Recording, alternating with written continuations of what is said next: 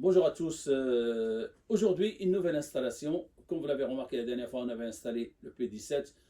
Si vous voulez voir la vidéo, ce sera Khalil Tesla, comme c'est marqué ici. Khalil Tesla, et vous verrez la vidéo pour l'installation de P17. On avait installé cette prise-là. Pourquoi? Parce que on n'avait pas de wall connector. C'était en rupture de stock. Aujourd'hui, je l'ai. Un grand merci à mon ami Mahfoud. C'est pour la deuxième fois maintenant, c'est la deuxième vidéo que je remercie Mahfoud parce que c'est grâce à lui que j'ai beaucoup d'informations concernant la Tesla. Et merci aussi à Laurent Delmas, c'est lui qui est le fournisseur de wall connector. Je ne l'avais pas acheté au début parce qu'il y avait une rupture de stock. Là, ça fait un an que j'utilise la prise P17. Aujourd'hui, je viens de recevoir le wall connector. Si vous voulez les coordonnées de Laurent Delmas, ils sont là affichés. Contactez-le par WhatsApp et vous aurez vous aussi, si vous avez besoin de wall connector, vous verrez. Je l'ai commandé moi le dimanche et je l'ai reçu, je crois, mercredi ou jeudi. Rapide. Relais, mondial relais, c'était très très rapide. Écoutez, aujourd'hui on va installer le wall connector, c'est-à-dire que ce branchement-là, on va le modifier, on va retirer, mais le branchement de l'origine reste. Je veux dire, ici, là, au niveau de la prise, on va enlever le tableau, on va rajouter d'autres disjoncteurs et on va faire une petite modification qui correspond à ce wall connector. Restez avec nous. Voilà, c'est ça le branchement de maintenant, avec deux disjoncteurs 32 ampères, le P17. Là, on va changer ça pour mettre le wall connector qui est le wall connector que j'ai reçu. Voilà.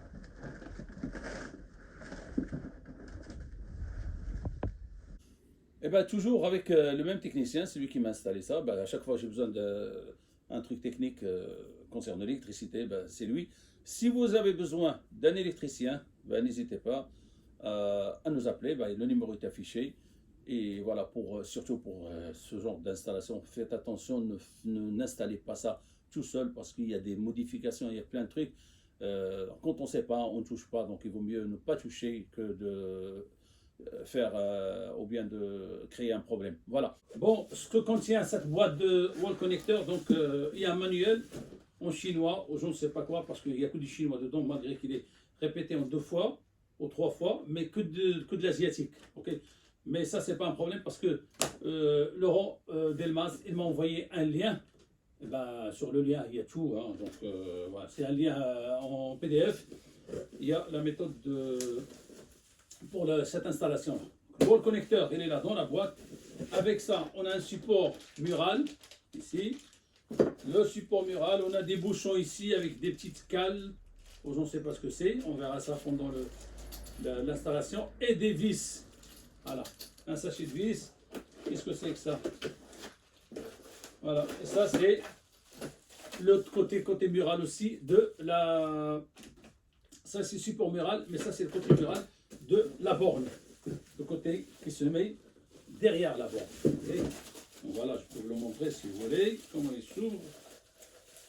Ok. Et la borne elle est là, avec un câble de 7 mètres.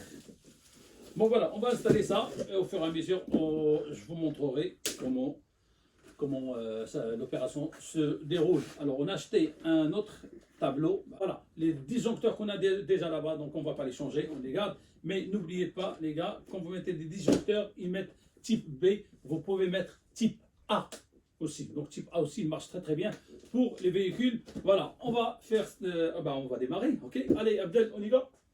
On a dégagé la place pour pouvoir travailler tranquillement. Donc on va retirer ce tableau-là. On va le remplacer par l'autre. Et voilà, il n'y aura pas vraiment un grand changement. Mais surtout, on aura un grand tableau avec plus de place pour installer tous ces câbles. Pour info, on a 2 méthodes d'installation. Soit avec cette plaque métallique qui est fournie, soit avec ce cache. Okay. Donc, il dit sur la notice qu'on utilise cette plaque-là quand on a l'électricité qui sort du mur ou qui vient d'en bas.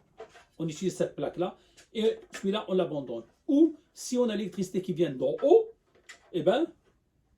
on utilise ça.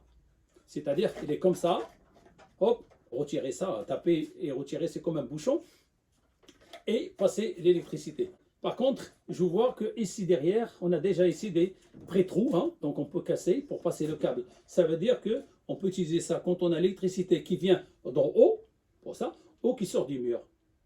Voilà. Voilà, il faut retirer le cache du connecteur, il ne faut pas tirer très très fort. N'oubliez pas qu'il y a une petite vis ici. Hein. Voilà, c'est une petite vis à retirer au-dessous et après tirer tout doucement sur les côtés et le cache il sort tout seul. Voilà. Pour que la vidéo soit complète, regardez, on a démonté, on a tout retiré et on va redémarrer à zéro tranquillement pour que l'installation soit bien faite.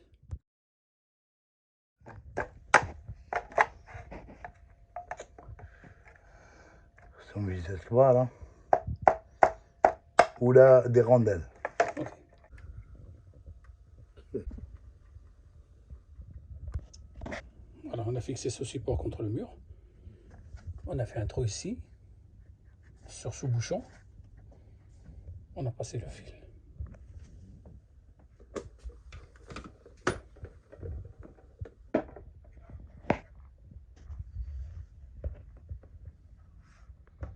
Donc voilà, on vient de remettre le wall connecteur sur son support, donc on n'a pas utilisé la plaque métallique.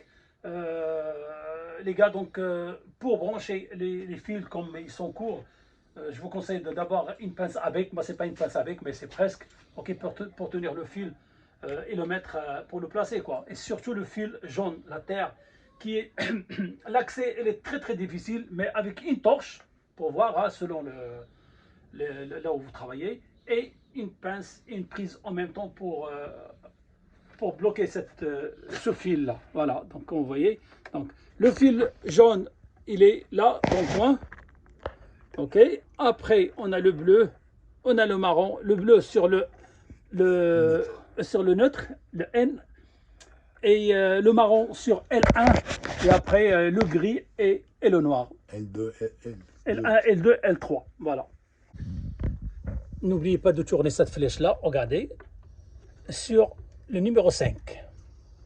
On a presque fini, donc maintenant on va connecter le couvercle. Vas-y.